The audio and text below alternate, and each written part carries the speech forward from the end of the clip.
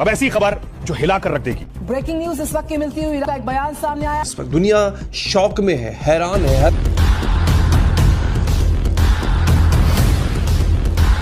पिछले कई सालों से भारत और चीन के बीच सीमा पर तनाव, सैन्य गतिरोध और रिश्तों में कड़वाहट देखी गई, लेकिन इन सब के बावजूद एक बार फिर ये दोनों देश अपने संबंधों को पटरी पर लाने की पूरी कोशिश कर रहे हैं। नाज़रीन, खबर आज एक ही है और बात बड़ी साफ और सीधी यही है कि सोशल मीडिया के ऊपर जाकर आप विजुअल्स देखें, आप वीडियोस देखें, आप तस्वीरें देखें नाज़रीन, दिल छलनी हो चुका है।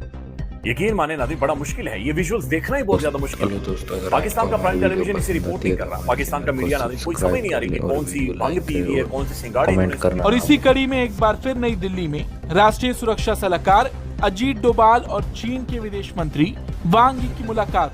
दोनों देशों ने इस मुलाकात में संवाद बढ़ाने, मतभेद संभालने और सहयोग को आगे बढ़ाने का संदेश दिया।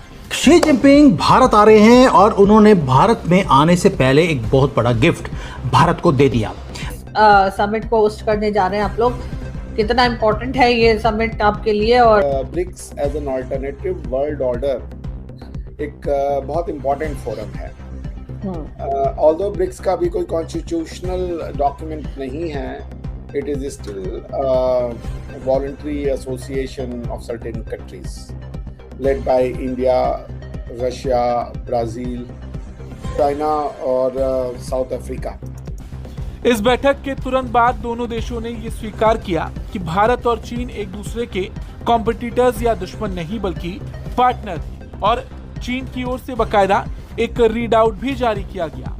इस रीड आउट में वांग यी ने कहा कि भारत चीन का एक महत्वपूर्ण पड़ोसी देश है। राष्ट्रपति जिनपिंग और प्रधानमंत्री मोदी के मार्गदर्शन में दोनों देशों के रिश्ते अब पहले से बेहतर हो रहे हैं। तो हम बाद में जाएंगे, लेकिन जो तफसीलात अभी तक इमर्ज कर रही हैं, सामने आ रही हैं, उसके बारे में दो सवाल मैंने आपके सामने रखे थे कि क्या क्या हो सकता है। दोनों नेताओं की राय है कि भारत और चीन एक दूसरे के पार्टनर हैं, कॉम्पिटिटर नहीं। उन्होंने कहा कि दुनिया की दो सबसे बड़ी आबादी और बड़ी अर्थव्यवस्थाओं वाले देशों के रूप में भारत और चीन को लंबी सोच के साथ मिलकर काम करना चाहिए। दोनों देशों को सहयोग बढ़ाकर अपने विकास और पूरे ग्लोबल साउथ की तरक्की में योगदान देना चाहिए।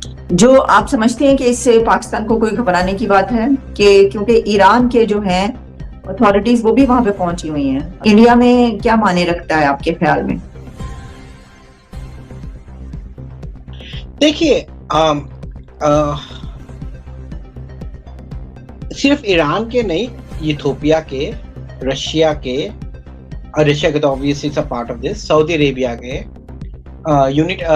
यूनाइटेड अरब एमिरेट्स के, इंडोनेशिया के, तो सारे because they become the member I think last year or last year when they included 10 more members, including so as a part of the BRICS। तो चूंकि इंडिया इसको होस्ट करने वाला है, तो जो आपने मुझे बताया कि वो अभी जितने नेशनल सिक्योरिटी एडवाइजर्स हैं अपनी अपनी कंट्री के, वो लोग आए इंडिया में और उन्होंने एक डिस्कशन की जिसमें कि चाइनीज़ फॉरेन मिनिस्टर वांग यी हैं, रशियन NSA जो हैं सर्गेई शोगू हैं, Iranian supreme national security council deputy secretary निज़ामीपुर हैं, उसके अलावा जो है इंडिया के जो अपने हैं NSA वो उनसे मिलेंगे, ब्रिक्स लीडर से। इट्स एन इम्पॉर्टेंट डेवलपमेंट और आई होप कि ये मीटिंग जो है वो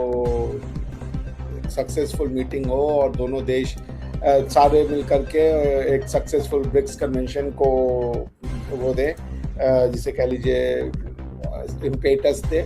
वहीं भारतीय विदेश मंत्रालय के प्रवक्ता रणधीर जायसवाल के अनुसार दोनों पक्षों ने द्विपक्षीय संबंधों में हाल के घटनाक्रमों की विस्तृत समीक्षा की और संबंधों को धीरे धीरे सामान्य बनाने की दिशा में हो रही प्रगति का संज्ञान लिया।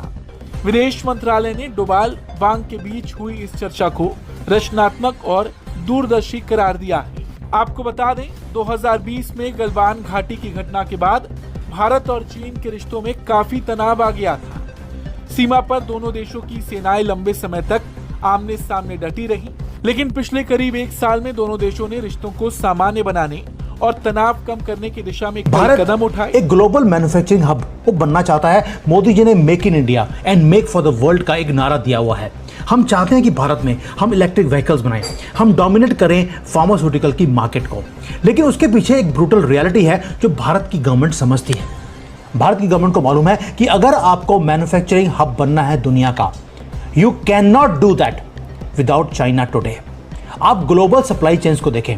अगर हमें फार्मास्यूटिकल में मेडिसिन बनानी है तो उसके लिए हमें एपीआई चाहिए, यानी कि एक्टिव फार्मास्यूटिकल इंग्रेडिएंट्स अर्जेंटली हमारी ज़रूरत होती है। अगर हमने रेयर अर्थ के जो एलिमेंट्स हैं उसकी अगर टेक्नोलॉजी बनानी है, उसके लिए आपको रेयर अर्थ मिनरल चाहिए, वो आपके पास नहीं है। अगर आपके पास एडवांस्ड मटेरियल बैटरी की टेक्नोलॉजी चाहिए तो आपके पास नहीं है, वो आपको कहीं से इंपोर्ट करनी पड़ेगी। अमेरिका ने खुद ने एडमिट किया है इस ट्रुथ को कि अगर भारत ग्लोबली अपने आप को डोमिनेट करना चाहता है तो वो चाइना से जो कमर्शियल एंगेजमेंट के बिना हम डोमिनेट नहीं कर सकते। अगर आप मेंबर हो तो आप आओगे। ईरान और इंडिया के relations most of the time ठीक रहे। If you see the history, it has been cordial relation, if not very well, but it has been, yes, every country has up and downs, even India, Russia के भी कभी कभार हुए होंगे, China के साथ, सबके साथ अप एंड डाउन चलते रहते हैं। जैसे भी नेपाल के साथ पीछे से हुए थे, बांग्लादेश के साथ हुए थे।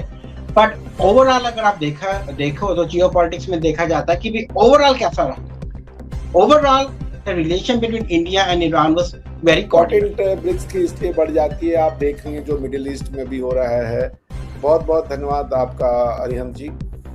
देखिए जो भी हो रहा है मिडिल ईस्ट में और जिस तरीके से अमेरिकन अपनी मनमानी कर रहे हैं, जिस तरीके से उन्होंने ईरान में अपनी मनमानी की, वेनेजुएला में मनमानी की, वो खुद तो नेशनल इंटरनेशनल लॉ मानते नहीं हैं, दूसरे को चाहते हैं कि सारे इंटरनेशनल लॉ माने।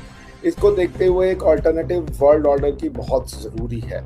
मैं ये नहीं कह रहा कि जो एग्जिस्टिंग वर्ल्ड ऑर्डर है उसको हटा लिया जाए, मगर एक अल्टरनेटिव। हेलो दोस्तों, आपका स्वागत है एक बार फिर से हमारी न्यू वीडियो में। ब्रिक्स से पहले बड़ा झटका, भारत ने चीन को दिखाया दम। भारत की ऐसी चाल देख कर पाकिस्तान मीडिया भी बौखलाया। भारत ने ऐसा काम कर दिया है जिससे पाकिस्तान भी दंग है। भारत ने पाकिस्तान के पड़ोसी देश चीन के साथ हाथ मिलाया है, जिससे चीन भी खुश और भारत भी खुश है। और सबसे बड़ा दुख तो पाकिस्तान को लगा है, बोला कि हमारा पड़ोसी देश होकर तू हमारे ही दुश्मन से हाथ मिला रहा है। इस प्रकार से पाकिस्तान के पीएम और कुछ पाकिस्तान मीडिया ने जवाब दिए हैं। आप हमारी वीडियो आखिर तक देखें और अगर आपको हमारी वीडियो पसंद आती है तो हमारे चैनल को सब्सक्राइब कर लें और वीडियो लाइक करना ना भूलें और बेल आइकन दबा दें, जो आपको ऐसी ही न्यूज़ अपडेट मिलेगी। अगर अपनी राय कमेंट में ज़रूर बताएं।